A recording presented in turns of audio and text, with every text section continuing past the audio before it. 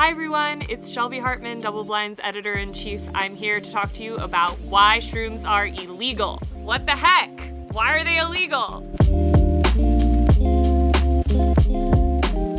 So, as many of you probably know, in 1971, Richard Nixon signed the Controlled Substances Act into law, thereby making most of the psychedelic drugs we love so much, and cannabis, illegal. Psilocybin mushrooms are actually not on the Controlled Substances Act, but what is are the components in psilocybin mushrooms that make them psychedelic, psilocybin and psilocin. There are dozens of different kinds of psychedelic mushrooms, which you can read about on our website. There are also a lot of different theories as to why psychedelic mushrooms are illegal. There are 5 categories on the Controlled Substances Act. Schedule 1 is the most highly restricted classification, and it basically means that that drug, that substance, has no medical potential and a high potential for abuse. In 1971, when Richard Nixon signed the Controlled Substances Act into law, we were already seeing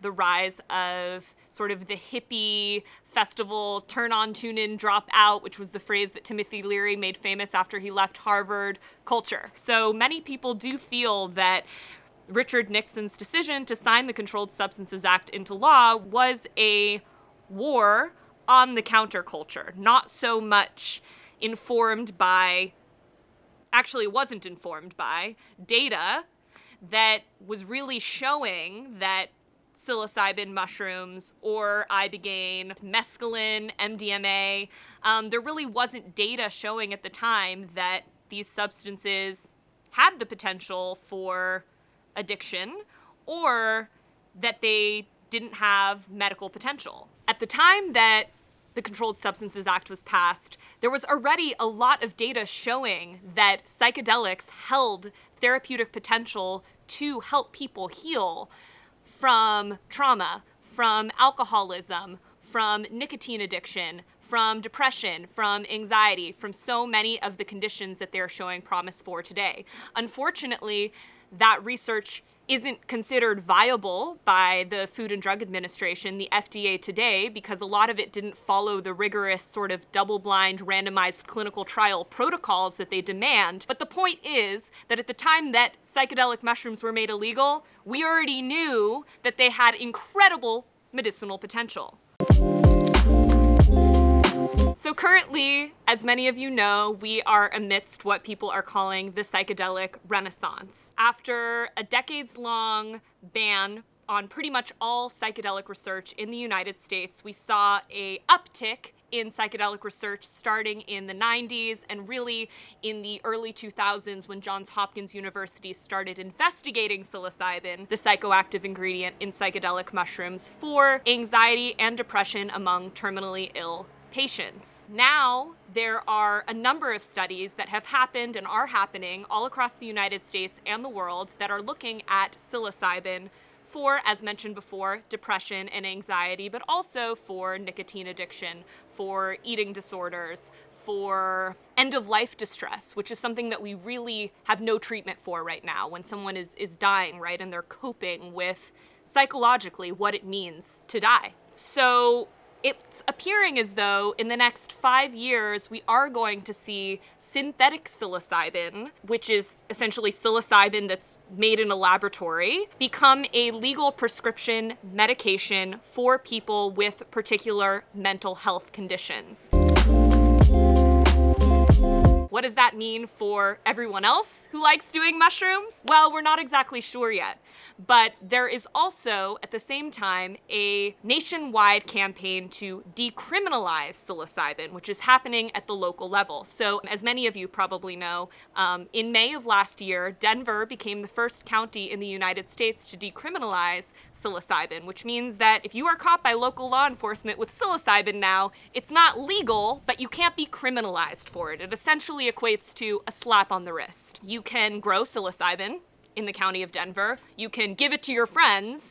You just can't sell it. Less than a month after the county of Denver decriminalized psilocybin, Oakland followed and not only decriminalized psilocybin, but all naturally occurring psychedelics. So if it's a psychedelic plant or fungi and it comes out of the ground, you are now allowed to possess it in Oakland. Santa Cruz earlier this year followed in Oakland's footsteps and did the same thing. They decriminalized all naturally occurring entheogenic plants and fungi. And now there are initiatives in more than 100 cities and counties across the United States aiming to decriminalize psilocybin. California has a statewide campaign to decriminalize psilocybin, and Oregon might be the first state this year to actually legalize medical psilocybin. So it's not just decriminalized, meaning that you can't be criminalized for possessing it, but they're actually looking to create a medical system with clinics and licensed practitioners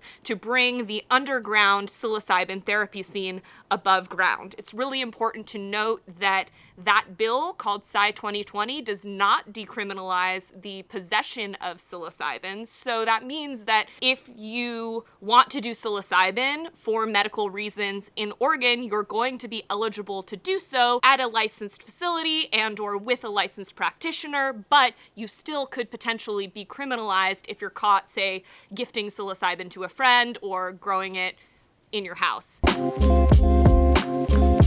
There are some weird sort of loopholes with the federal illegality of psilocybin, one of them being that psilocybin spores are legal in 47 states. All states except for Georgia, Idaho, and California, you can buy psilocybin spores. They will be shipped to your house. It says on the websites, though, for microscope use only. What this means is it's legal to buy the psilocybin spores. It's legal to have them delivered to your front door. There's tracking and everything. But as soon as you actually start to grow them and they become psychedelic mushrooms, you're now doing something federally illegal. Does that make sense to you?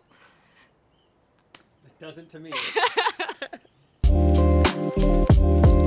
So why are psychedelic mushrooms illegal? Well, if you look at federal law, it's two reasons. Firstly, because they don't have medical potential, which we know isn't true. And secondly, because they can be addictive, which we also know isn't true. In fact, it's quite the opposite. Psilocybin has actually shown promise to help people who have substance use disorder. So then the question becomes, why are they really illegal?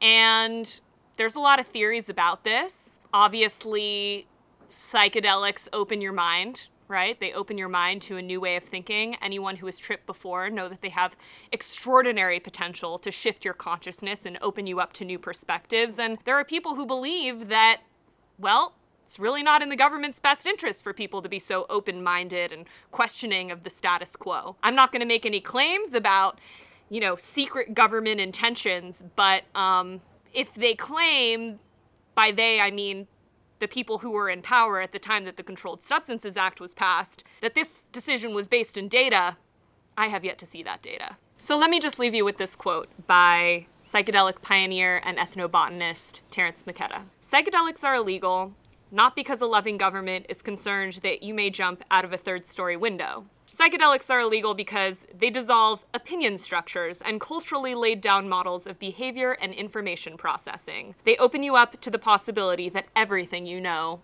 is wrong. Look, I get it. Even some researchers who think that psychedelic mushrooms have extraordinary potential for disrupting our current mental health epidemic don't think that psychedelic mushrooms should just be legal. I mean, what would that look like? Would you be able to buy them from a dispensary the same way you can buy cannabis? Would they be in supplement form and next to all your other supplements at the Whole Foods store? There are some counter arguments here and a lot of things that we have to consider. So let us know what you think. Should they be legal? And if so, what would that look like? Let us know in the comments below.